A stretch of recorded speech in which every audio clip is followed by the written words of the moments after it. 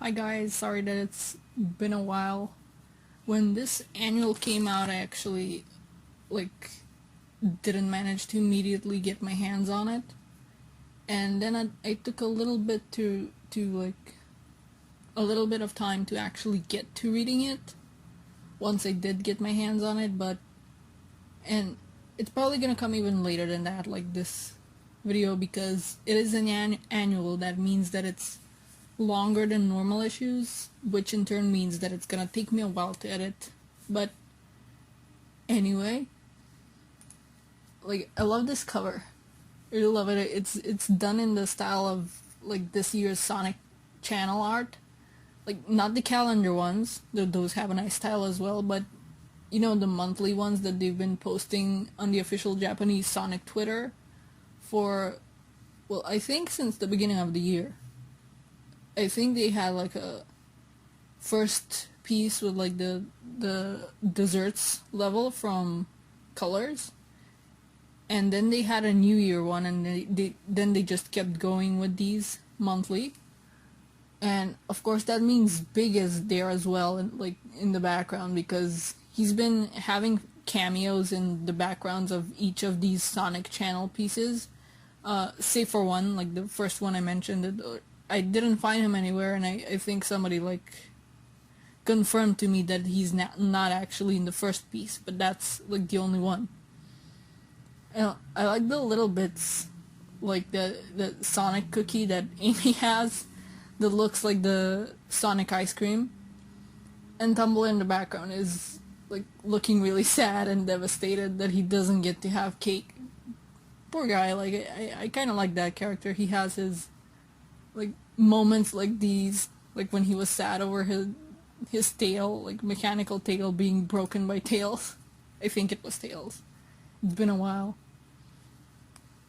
Okay, let's see. Big's Big Adventure is up first. Some people would be salty over this, but I don't care.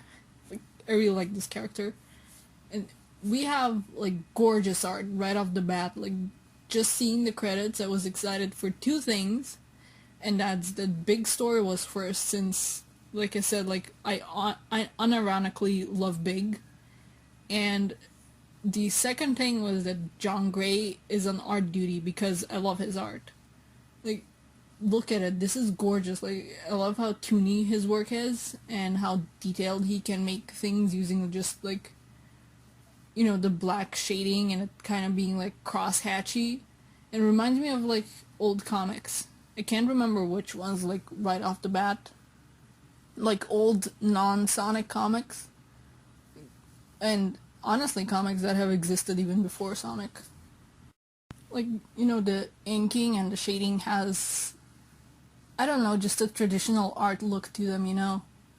Like, we're just, I'm already ranting and we're just one panel into a comic that's longer than the other one, like the usual ones, and I'm already rambling. Like, we're gonna be here for a while. This is like, I don't know, like double the size of usual comics, I think. But anyway, Big is perfectly written just from this, okay? Like, I don't understand how people can dislike him.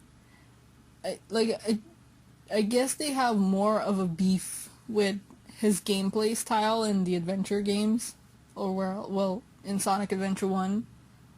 So they also hate the character by extension. Even though like he's literally just a big, easygoing, nature-loving dude. Like he's never asked to like go off an adventure. He just usually wants to find his little frog friend, who's kind of usually in trouble, like with chaos and then being stolen by Gamma. And now in this comic, I guess he's just gone. I don't know. Like, let's see. We have a song reference, like a theme song reference, and I think an adventure reference overall. Like, I love that they're literally just in the sewer. Yeah, they're in the sewer, and Sonic just ran through a sewer for a second and then bounced right off, and there's an actual bounce pad there. And I'm not showing the full page here, but like the panel construction and the like placement is amazing too, and I think that it goes without saying for every page of the story. Like, I'm not gonna be showing full pages, but the whole, I don't know, I just really like the construction of it. It's very playful, and the panels have their own little unique frames. Got I love that they're showing that Big's been there for like every arc in the comic so far. Like, and also that his eyes are like glowing in the dark like they did in that one Sonic Adventure 1 commercial where it's just Big and there's like the sky is dark and his eyes are freaking glowing, and people thought that he was gonna be some dark character when it's really far from the truth. I'm really glad that the Knuckles face that everyone loves got referenced in the one where he's gliding off with the Master Emerald.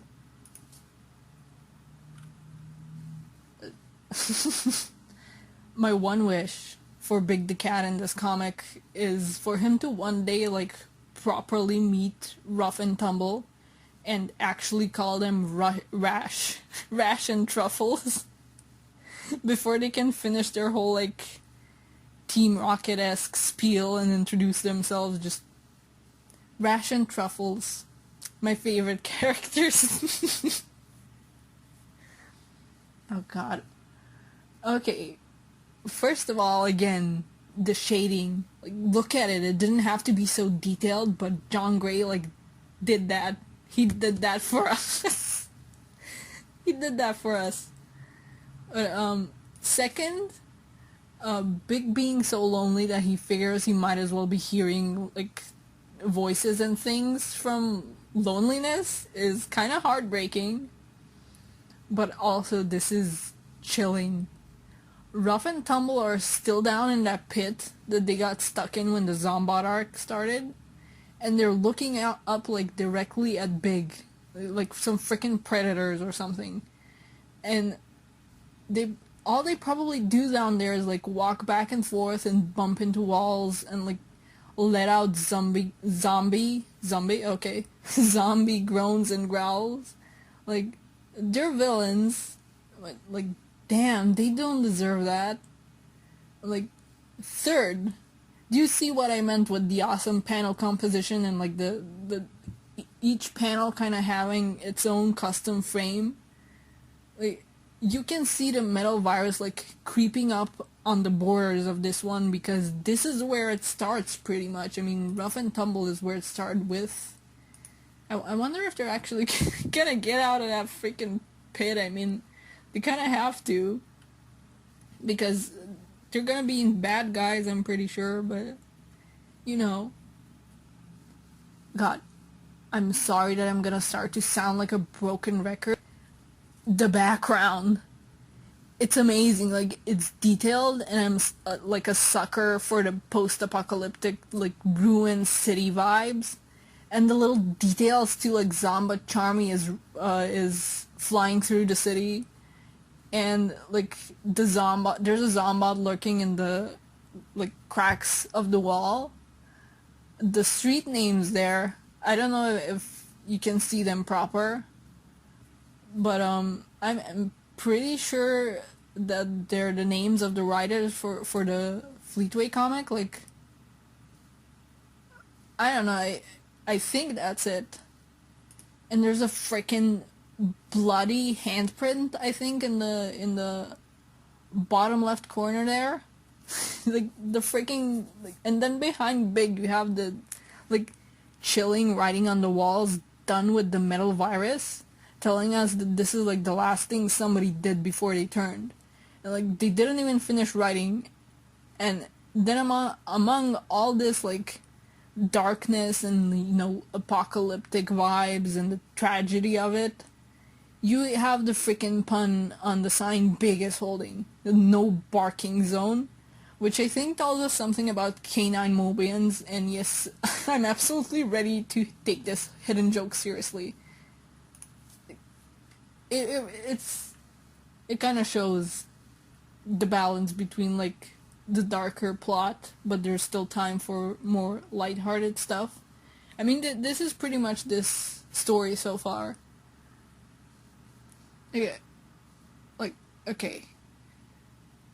Um, I have a bad feeling, and I know we already know Big is a Zombot, but I'm not ready for this. But before we get to that part, I'd like to delay the inevitable and ponder if this is a Mobian Luxray, like from Pokemon, or if we seriously got a cameo from that one space line from Sonic X. Like, judging from the belt and the shoes along with the hairstyle and ears, we really got a space line cameo, I think.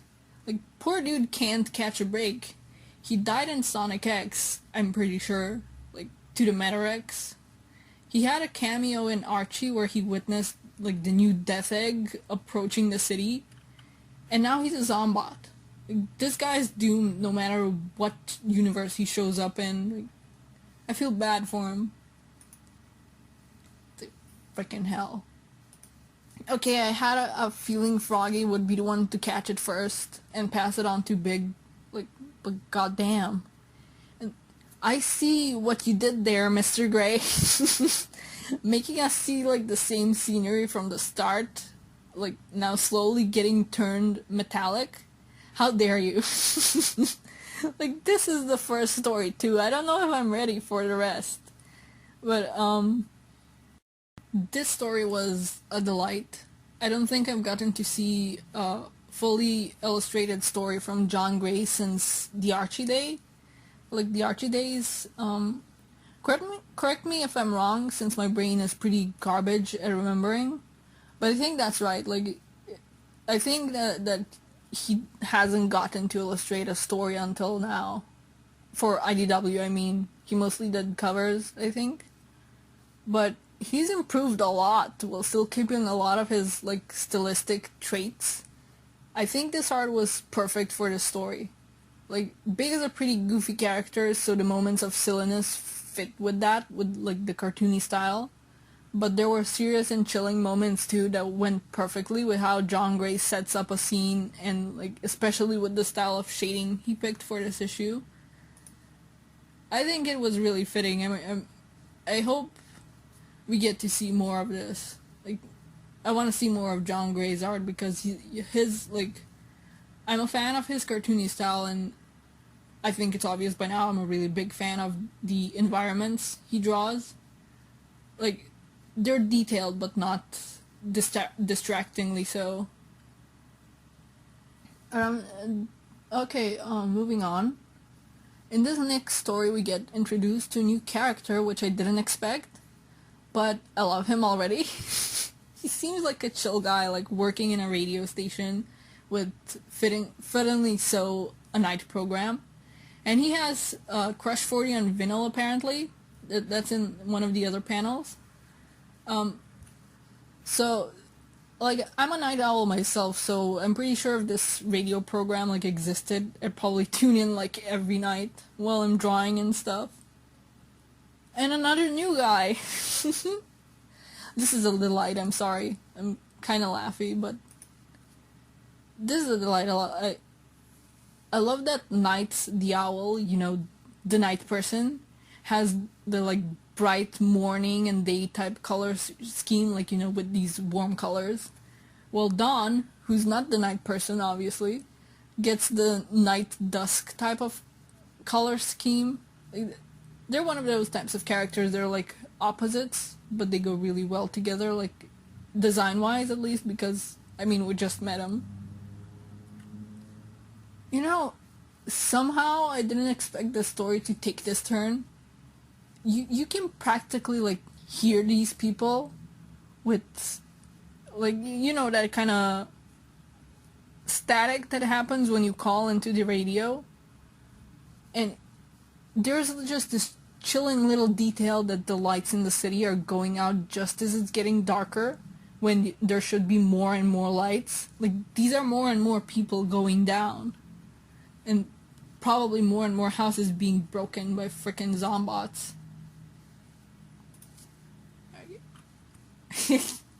I love that he actually does the owl head turn, especially with that face. Like, kind of like John Gray's visual gag in the last story. It's a nice little bit like of a detail to lighten up a more like somber moment without taking you out of it or breaking up the pace and like ruining the darker tone of the story. Like it just gives you a little tiny moment to breathe, and that's nice. And that's the end of this story. I think it was shorter than the last one, but it was great. Evan Stanley did this one like both with the art and the writing, which, I mean, I've read the Silver Age saga in the old Archie comics, and I read her fan comic, so this isn't the first time that I'm running into her writing, but I think that some people will be like people that are just getting into IDW, so this is a really nice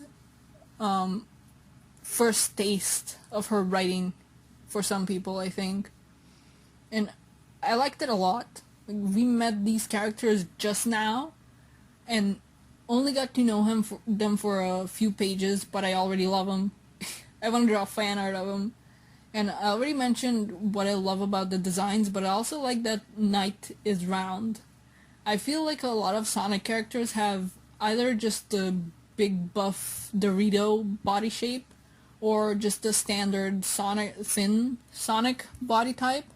I think just big is the one character that's, round. And I'm always happy to get more chubby characters that aren't there just for fat jokes. And Knight is perfect, I think. Anyway, as I said, the two characters were set up really well. We just met them, but we already got a good feel for their personalities. So even though their story was just like 6 pages long, by the end of it, they don't really feel like strangers to the reader. And the story overall was a more somber one, even though it has a hopeful tone to it. Like, a lot of people will get saved thanks to Knight and Dawn, at least for the time being, since we know what will happen to Restoration HQ. But we know they won't make it out. Like, these two won't not become Zombots, because even on the last panel here we see a Zombot is already approaching the station.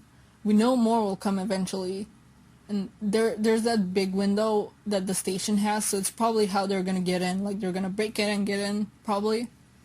But a lot of people will get to safety thanks to the announcement that Knight will be doing. But I've rambled a lot already. I hope we get to see these two again. I like to see more of them, and I hope they're not just like one-off characters, because they're really endearing. I just like them. Okay, woof. With all of my rambling out of the way, now we move to the next story, and it's a Metal Sonic story. I'm freaking excited for this. Like, I love this annual. It's like a late birthday gift for me. Oops. The story so far, like I said, I'm not showing like full pages or anything, but the story so far has Metal contemplating some things about Sonic and like the Metal virus. I'm just not sure what yet as of this panel, sorry. But I love the little bit of hesitation here before he actually dips his finger in the virus. I love it when Metal is shown that he does have a personality and isn't just a mindless robot copy. And just like that, I know what he's contemplating, and it's brilliant. I love that we get no words, no thought bubbles, just images and on screens of Sonic and Metal constantly like glancing at the Metal virus until he goes ahead and dips his finger in and the virus just slides off of it, and this happens. Metal is realizing that he isn't the real Sonic. Like, of course we know that, but this Metal is operating on the same programming that the Metal in the OVA was, I think. I think it's safe to say that he is. Like, he thinks of himself as the one and only Sonic, and we know, like, and the Sonic we know and love as his copy. Like, he's not the duplicate, Sonic is. But the real Sonic is flesh and blood. The virus can affect him. It has affected him, and Metal Sonic just realized that he isn't real, so to speak. And I love it. Like, look at this panel composition. Like, we're on a different story, and I'm still on the panel composition, but like, it's brilliant. Like, I love the show of like Metal's personality once again by having him slightly slouched over as he walks away. Amazing job from, God, I apologize if I mispronounce any names here, but Caleb Gowellner on the story, sorry, and Aaron Hammerstrom for the pencils, and Reggie Graham for the inks and colors. The colors here were very dim, which is fittingly so for a, dark lab illuminated only by computer screens. You could practically hear Metal, you could practically like hear the hum being the only sound until Starline popped in to chase Metal out of his lab. And again, look at this panel. It's not just, Sonic, an infected Sonic's looming on the screen behind Metal. That's actually a reflection of a screen onto the container for the Metal virus. And Metal is like walking away all, well, as sad as a robot can look. A robot like him. Like, this story absolutely took advantage of comics being a visual medium. Like, there was no dialogue, just when Starline popped up, and he was just there to complain about Metal being in his lab and not like drop some exposition on us or tell us how Metal feels, because we had to see and decipher that for ourselves, and it was brilliant. Next story, and we're already like, poor Starline. You have no idea what's coming for you. Like, you're too much of a fanboy to know. Like, all of that Starline gets flickies while Eggman gets buzz bombers floating around his head. But also the fact that Starline outright tackled Eggman because he thought he was in trouble. Like, calm down, dude. Even though I'm sure that will add fuel to people's shipping fire. Okay, I know Eggman did this for himself because he's so full of himself. It's pretty much made Starline, like, Starline heaven here. I'm gonna bet that Starline himself had a room like this before coming along with Eggman, just full of Eggman memorabilia. I mean, that's where he got the conch from. And you can't read it or hear, you can't hear it. What am I talking about? You can't read it from this distance, but I think there's a note on that box in the upper right there that says, "Do not touch, this means you, Cubot," with a little Eggman smiley face, and I love it. Okay, never mind, forget Starline heaven, this is me heaven. Like, he's got all these Badnik models and frickin' Jazzwares looking Sonic figurines or something. I want Sonic figurines. Also, Eggman, please never say egg juices again. Please. I'm begging you. Uh-oh, he's got a Starline figurine. But it's a Zomba one, like the Espio and Tails one that Eggman is holding. To be honest, I'd want a Starline figurine. Whisper and Tangle got love with the pins and getting added to the mobile games. Maybe there's some hope for more comic exclusive characters getting made into figurines. Like, I love those. I think there's a fair chance. I mean, we never thought we'd get merch from comic exclusive characters, and we got the pins, like I said. And now they're, like, at least Tangle and Whisper are in Dash and in Speed Battle, so maybe we'll get more stuff to promote the upcoming bad guys. I hope so. Man, poor Starline. Like, we already know what's gonna happen to him, like this arc and like the Zombot arc. but he already had signs that he was expendable. Like, he was just too much of a blind fanboy to really see that things wouldn't end well until it was too late. Like, great story by, again, I'm sorry if I mispronounce any names, Sarah Grayley.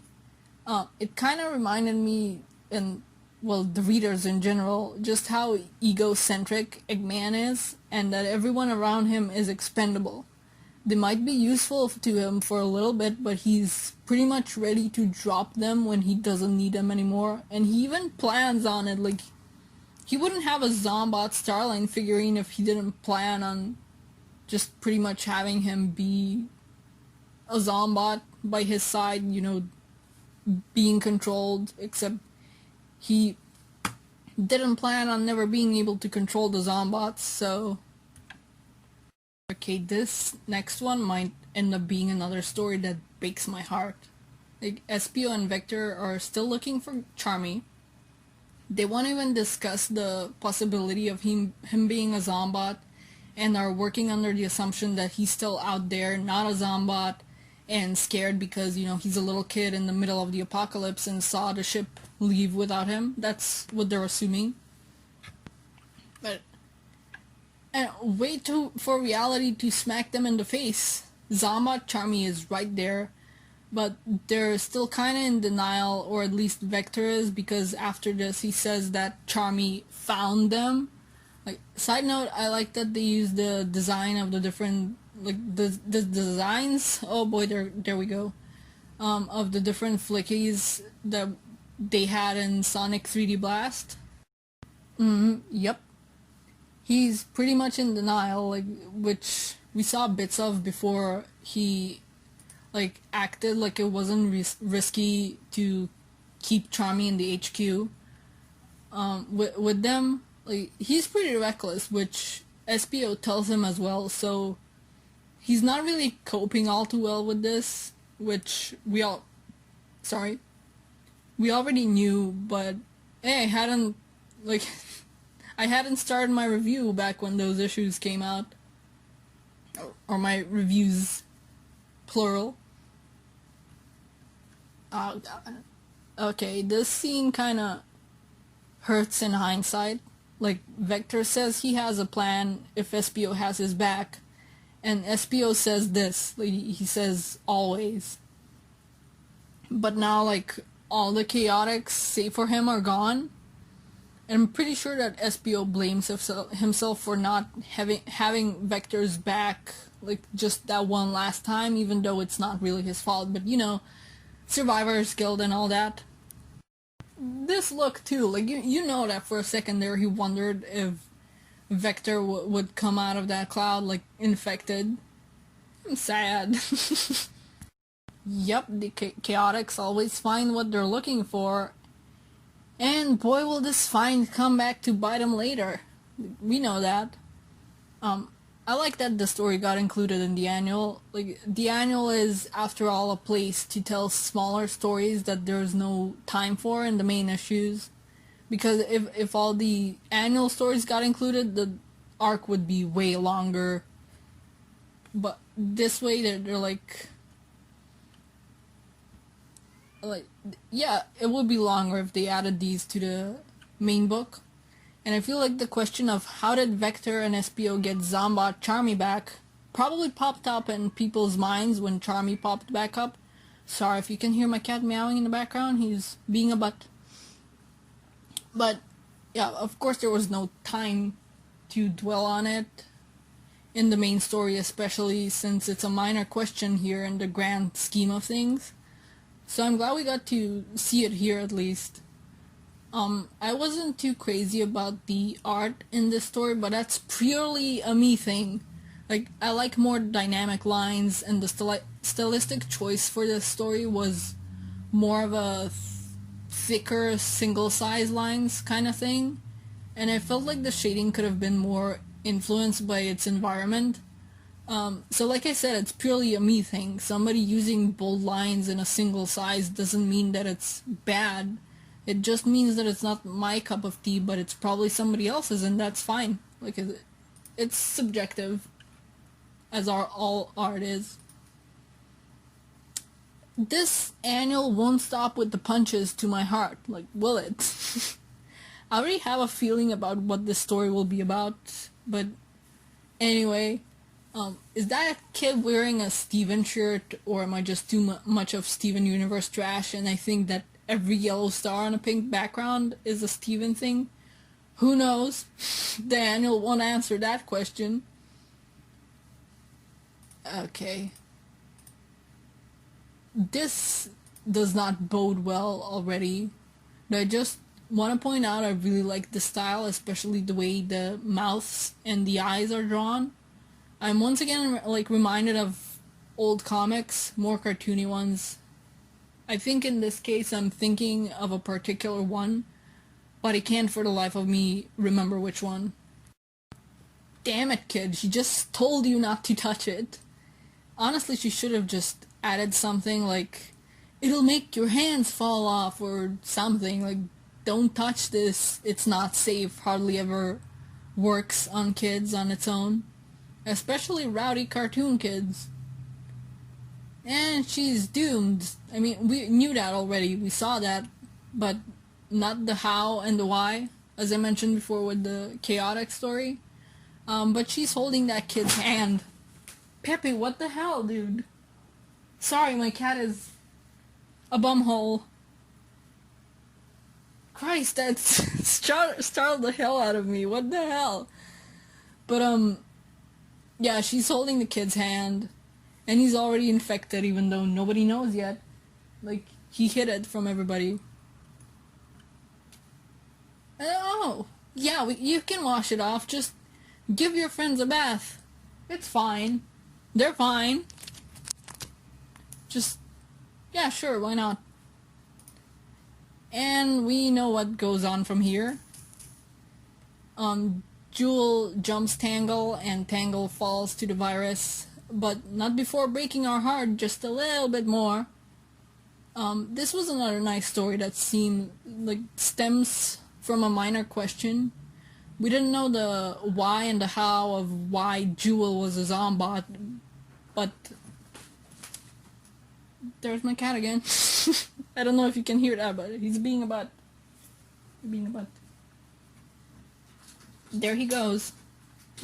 Yeah, sorry about that, but yeah, we didn't need to find this out in the main stories. All we needed to know was that Jewel was already a zombot, and we get to find out how in this mini side story. Sorry. Again, I don't know if you can hear my cat, but he's running around and jumping at doors and stuff. But, this is also the end of this annual. I like this. I liked it. If my rambling didn't make that clear enough, like, we're already over 30 minutes in, but I like how many different artists and writers came on board for this, and for the annuals in general. It kind of has that vibe like when you're with friends and you decide to do a project together, and everybody's style is different, so everybody does something different, but you're all just having a good time. Like, this has that sort of vibe to it, and I love it. Okay, I don't normally do this, but just in case the stories in this annual didn't punch your heart enough, we have this fan art on the letters page from Maya H, and it's a really nicely done piece, but also really brings this annual together as like a collaborative effort both by the IDW Sonic staff and Sonic fans to break my heart. Thank you. Anyway, that's all my ramblings I have in me. I'm not gonna delay much further. I've said everything that I had to say, I'm pretty sure, and see you in the next one.